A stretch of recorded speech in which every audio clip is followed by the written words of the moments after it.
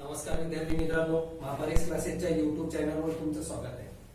कालच्या लेक्चर मध्ये आपण प्रॅक्टिस सेट नंबर 1.2 चे क्वेश्चन नंबर 4 पासून क्वेश्चन नंबर 8 पर्यंतचे क्वेश्चन केले होते. आता या प्रॅक्टिस सेट मध्ये राहिलेले 3 प्रश्न 9th 10th आणि 11th नंबरचे क्वेश्चन आज आपण या लेक्चर मध्ये संपवू.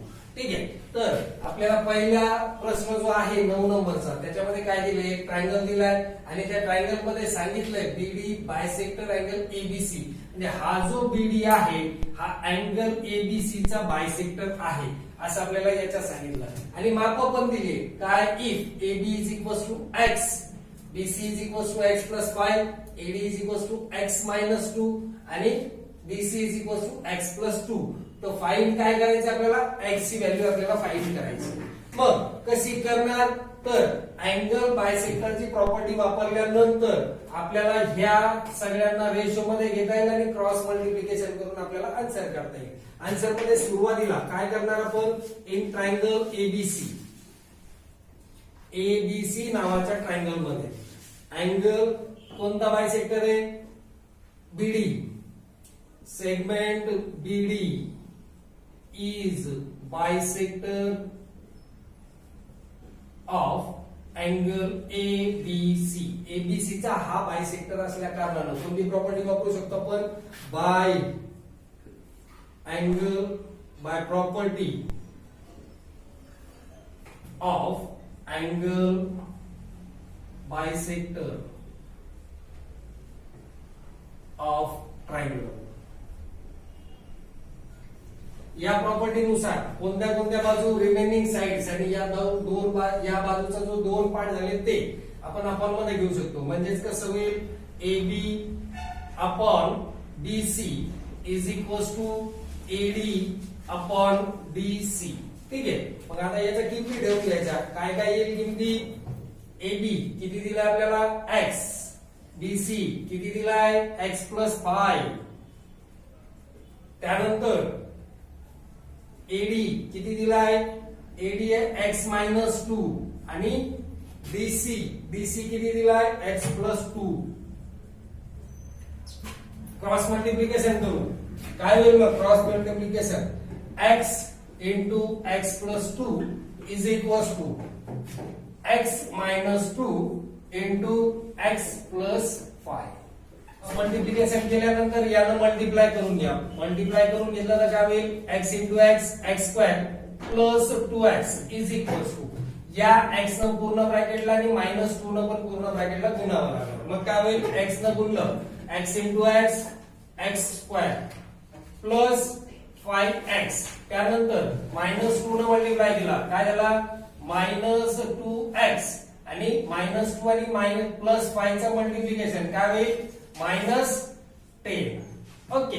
मग आता काय होईल, इकडचा x x कॅन्सल होईल, x स्क्वेअर कॅन्सल, काय उरला 2x आणि इथं प्लस 5x मायनस 2x किती झाले, या दोघांमध्ये वजाबाकी होऊन उरले 3x मायनस 10. आता हे 3x आपण इकडे आणू किंवा 2x ला पलीकडे आणू, दोन्ही पैकी काही केलं तरी चालेल. मग काय होईल, 3x इकडे आले minus 3x plus 2x is equal to minus 10.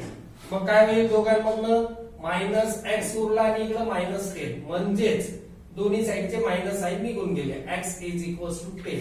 हा झाला आपला नवा प्रश्न. आपल्याला फक्त x ची व्हॅल्यू काढायची सांगितली होती. ठीक आहे. आता इथून पुढे आपण पुढचा प्रश्न पाहू. चला प्रश्न क्रमांक 10 पाहू आपण. 10 प्रश्न ऍक्टिव्हिटी बेस्ड प्रश्न आहे. तो प्रश्न मी बोर्डवर उत्तर लिहिलंय, जी ऍक्टिव्हिटी आपल्याला दिली आहे. प्रश्न वाचून सांगतो तुम्हाला. इन द फिगर दिलेल्या आकृतीमध्ये काय सांगितलं, x is any point in the interior of triangle. ट्रायंगलच्या आतमध्ये असलेला कोणताही एक पॉइंट हा x आहे. Point x is joint to vertices of triangle. ट्रायंगलच्या व्हर्टायसेसला x पॉइंट जॉईंट केलाय.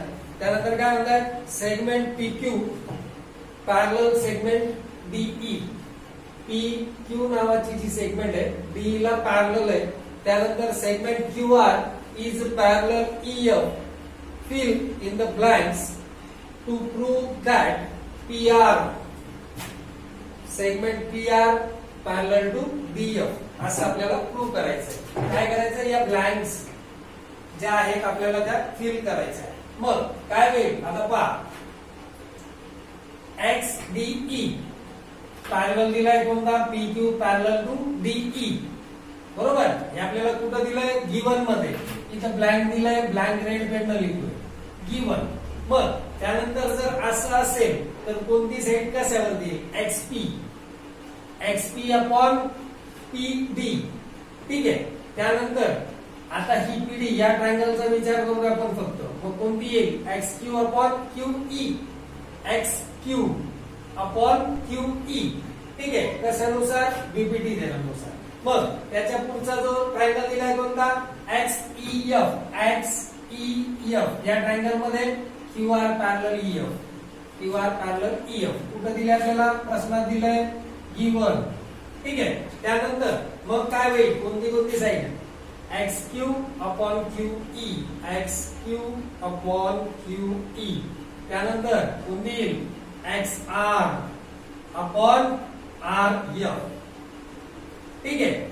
कशानुसार होईल, by BPT,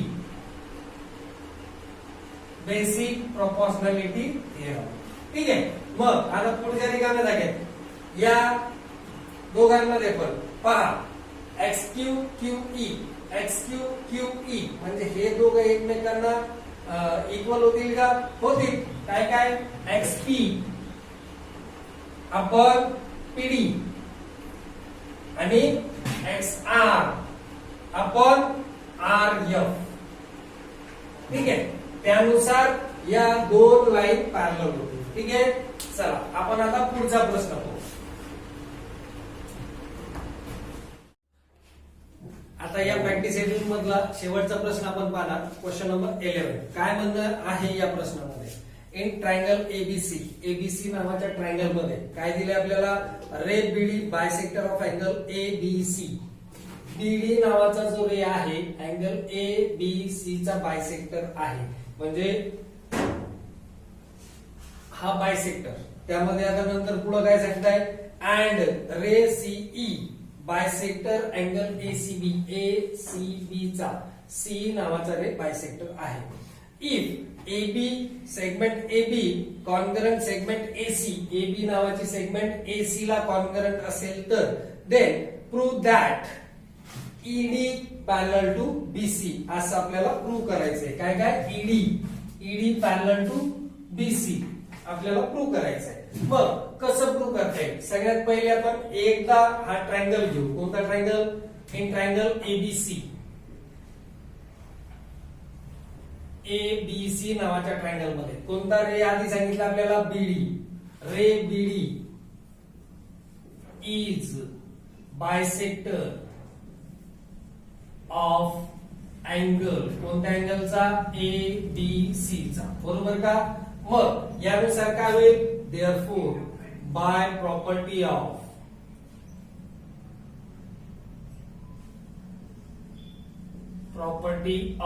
angle bisector theorem, sorry, angle bisector, by property of angle bisector of triangle. मग काय होईल या प्रॉपर्टी नुसार, रिमेनिंग साइड्स आणि डिवाइड केलेली साइड अपॉन मध्ये येईल, म्हणजे कोणती कोणती, therefore AB upon BC is equals to AD upon DC. याला द्या इक्वेशन नंबर फर्स्ट, ठीक आहे. आता यानंतर काय करणार आपण, सेम असंच या रे साठी घेणार. कोणता रे, रे इन ट्रायंगल ABC. कोणता रे सांगितलं आपल्याला, रे CE is bisector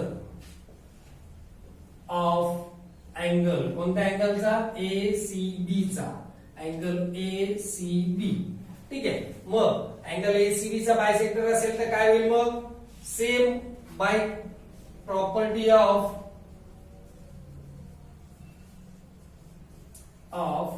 angle bisector of triangle, मग काय होईल यानुसार होईल AC upon BC is equals to कोणती AE अपॉन EB किंवा BE. ठीक आहे, याला द्या इक्वेशन नंबर सेकंड. मग आता फर्स्ट आणि सेकंड इक्वेशन नुसार काय होईल? फर्स्ट इक्वेशन मध्ये AB अपॉन BC आणि सेकंड इक्वेशन मध्ये AC अपॉन BC. यामध्ये आपण पहा, आपल्याला प्रश्नामध्ये सांगितलंय AB कॉन्करंट टू AC. या दोन्ही लाईन एकमेकांना कॉन्करंट आहे, बरोबर का? मग segment AB concurrent segment AC असं सांगितलंय. मग यावरनं काय होईल? AB आणि AC जर कॉन्करंट असेल तर इक्वेशन नंबर फर्स्ट नुसार AB आणि AC म्हणजेच AB अपॉन BC आणि AC अपॉन BC इक्वल होईल. इक्वेशन नंबर फर्स्ट सेकंड वरनं काय होईल? Therefore AB upon BC is equals to AC upon BC from first and second.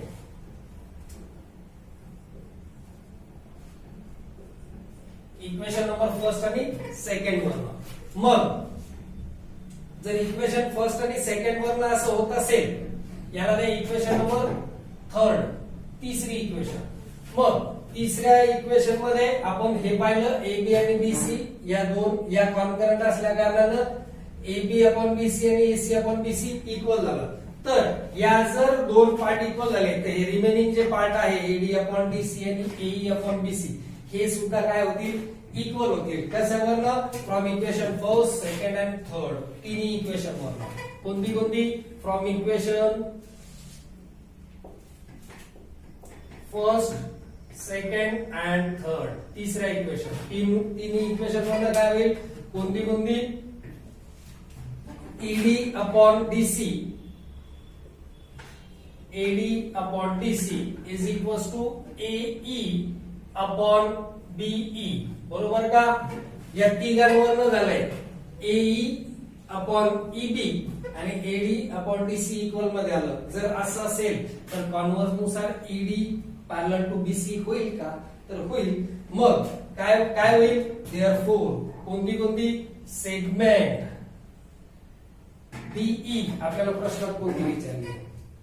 प्रश्नात विचारली ED segment ED parallel segment BC. ठीक आहे, प्रश्नात हीच विचारली ना, ED आणि BC. ओके, कशावरनं? By converse of BPT. By converse of BPT. Okay, ठीक आहे.